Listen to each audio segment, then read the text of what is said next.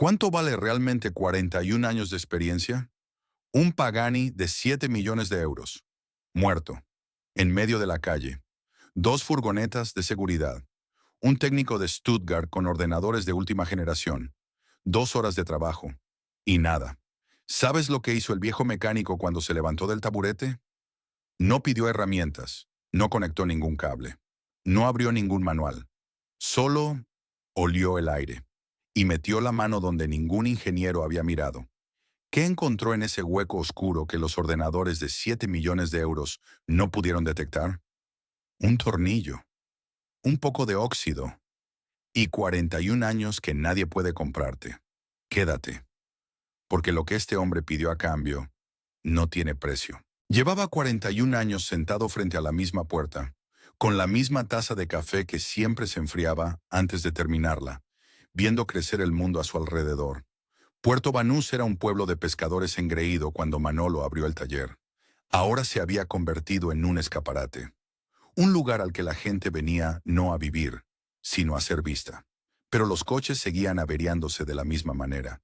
Eso nunca cambió. Escuchó el sonido antes de que el coche se detuviera. Un chasquido metálico y seco, como un hueso que se niega a encajar. Un motor que ya no quería seguir. Lo diagnosticó sin mirar. 12 cilindros. Turbo activo hasta el último momento. Luego nada. Silencio. El tipo de silencio que vale 7 millones de euros. Se giró despacio. El Pagani estaba parado justo en medio de la salida. Carrocería negra obsidiana, hecha a mano, porque lo estaba. Era hermoso, sí, pero estaba muerto. Detrás del Pagani frenaron en seco dos furgonetas negras. De la primera bajaron hombres con trajes oscuros y pinganillo. De la segunda, uno con bata blanca, maletín en mano. Equipos de diagnóstico portátiles de última generación. Caminaba como si el suelo le debiera algo. Del coche bajó el jeque Rashid. Manolo no necesitaba saber su nombre para entender quién era. La gente que no espera a nadie tiene una manera particular de andar, de ocupar el espacio. Los que le rodeaban se reordenaban solos sin que él lo pidiera, como el agua que toma la forma de la piedra. Se plantó delante del capó, cruzó los brazos y no dijo nada durante exactamente 3 segundos. Esos 3 segundos valían más que cualquier grito. El hombre de la bata blanca, le llamaban Klaus, conectó su ordenador a la unidad de control del motor. Manolo conocía ese proceso. Lo había visto 1000 veces. Cable, puerto, pantalla que se llena de números de colores, técnicos encorvados sobre ella, como sacerdotes ante un altar que no comprenden del todo, pero fingiendo que sí. La pantalla de Klaus se tiñó de rojo. Lo entendió desde lejos, sin ver los detalles, por cómo frunció el ceño, por el gesto irritado, impropio de su bata impecable, con que se apartó el flequillo de la frente. El ordenador le estaba diciendo lo que no quería escuchar. Error crítico de comunicación. El sistema no responde. En ese momento quiso levantarse, pero se quedó, porque su padre, Antonio, le enseñó, como su abuelo Rafael le había enseñado a Antonio. Los coches no se curan con prisas. Se curan con paciencia, con silencio, escuchando lo que no se dice. Los técnicos trabajaron 2 largas horas. Cambiaron sensores, revisaron inyectores, consultaron manuales en alemán y en italiano. Hicieron llamadas. Llegó otro con más equipos. El sol golpeaba el asfalto y el asfalto lo devolvía todo multiplicado. Y Manolo seguía en su taburete, con el café frío, mirando. El jeque Rashid daba vueltas en círculos cortos. Manolo veía que su paciencia se agotaba, por cómo apretaba la mandíbula, por cómo miraba el reloj como si hubiera algún sitio más importante al que ir, aunque quizás no lo hubiera. «He pagado una fortuna por este coche y por vuestra supuesta excelencia», dijo al fin. Su voz no era un grito, era algo peor, una sentencia. «Como no arranque ahora mismo, vuestros certificados no valdrán ni para limpiar el aceite del suelo». Klaus respondió con tecnicismos, palabras largas que significaban «no lo sé». Y Manolo se levantó. No lo planeó, o quizás sí, sin darse cuenta. El cuerpo tomó la decisión antes que la cabeza. Eso les pasa a los viejos que han vivido mucho. Ya no hace falta pensar tanto.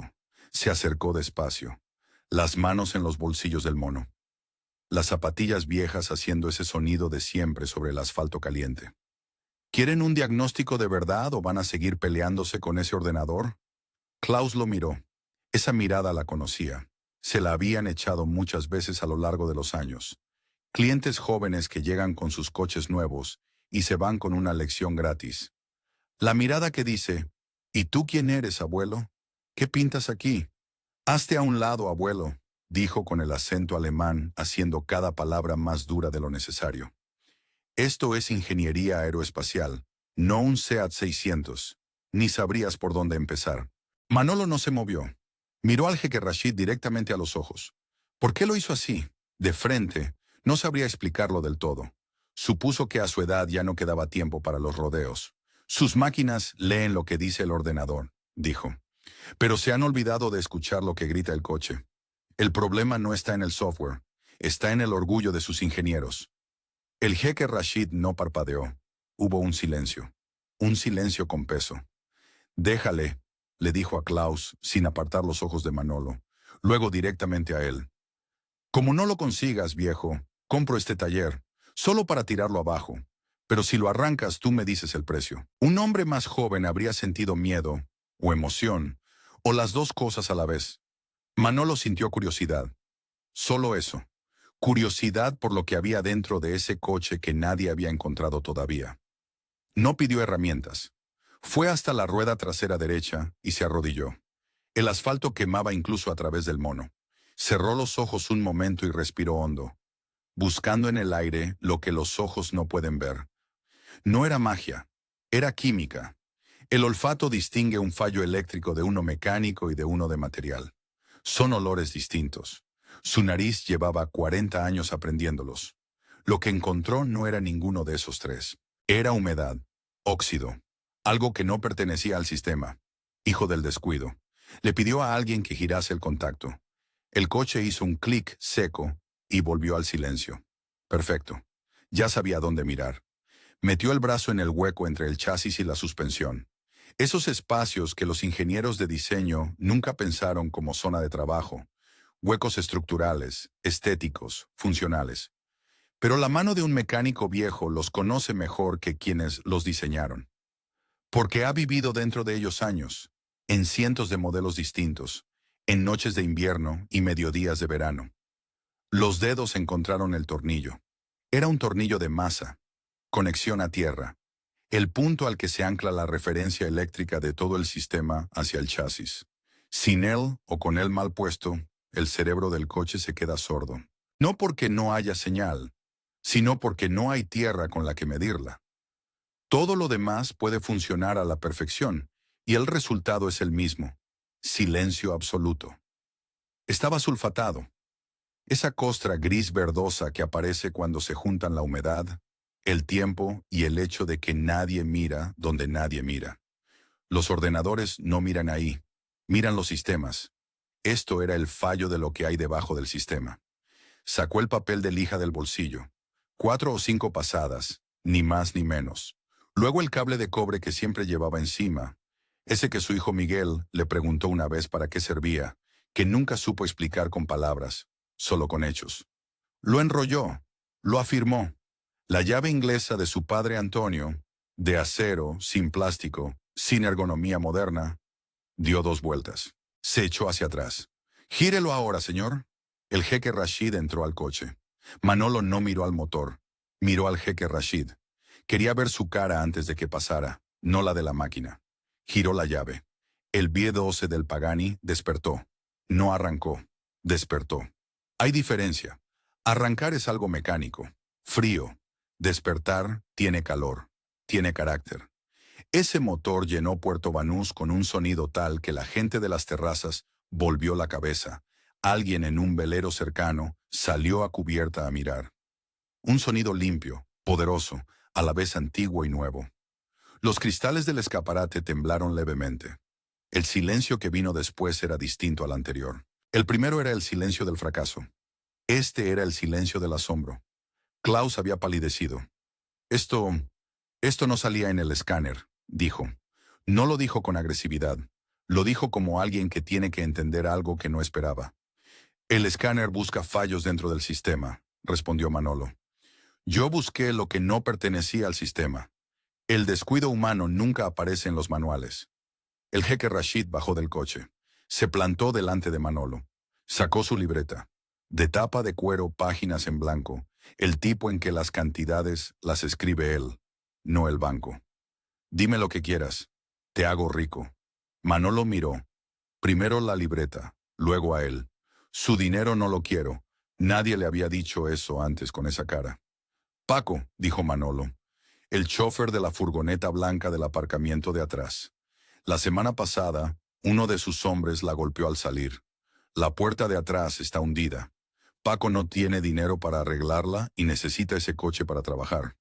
Si usted lo cubre, yo estoy contento. Cerramos la cuenta. El jeque Rashid no habló durante varios segundos. Luego se giró hacia su ayudante Nasser y le dijo algo en voz baja. Nasser asintió y se alejó con el teléfono. Después el jeque Rashid volvió a mirar a Manolo, y esta vez era distinto. No era la mirada del hombre que evalúa un activo. Era la mirada del hombre que intenta recordar la última vez que alguien le habló sin querer nada a cambio. Hizo una leve inclinación de cabeza, pequeña, casi imperceptible, pero la hizo. Manolo respondió igual. Luego se giró y volvió a su taburete. Cogió el café. Frío, claro. Siempre se enfría, pero se lo bebió igual, porque el café frío también tiene su sabor, si uno sabe escucharlo. 2 meses después pusieron una placa de latón en la puerta del taller. No la pidió él. Llegó un martes por la mañana, dentro de un sobre. Dentro había una carta escrita a mano en papel, con membrete dorado. El jeque Rashid escribía que había financiado la reforma del taller y fundado una escuela de mecánica tradicional, que mandaría a sus propios ingenieros de Stuttgart durante semanas a formarse allí, que había dado órdenes de que el nombre del taller no cambiase. En la placa ponía, Escuela de Mecánica Tradicional Don Manolo, el lugar donde el metal habla y las personas escuchan. Manolo la miró durante un buen rato. Luego entró, cogió el café, se sentó en el taburete y llamó al aprendiz. Venga, Adrián, que el diferencial de ese Ford no se va a desmontar solo. Adrián llegó corriendo. Todavía tenía esa energía, la juventud que no sabe lo valiosa que es hasta que se va. Manolo miró la calle un momento más, antes de agacharse sobre el motor. Puerto Banús no había cambiado. Yates, deportivos, trajes, turistas con cámara. Pero ese día algo era distinto. Ese día, uno de los hombres más ricos del mundo había aprendido lo que Antonio le enseñó a Manolo con 10 años, con las manos sucias y un destornillador en la mano. Escuchar siempre va antes que hablar, y el que sabe no necesita demostrarlo. El motor lo demuestra por él.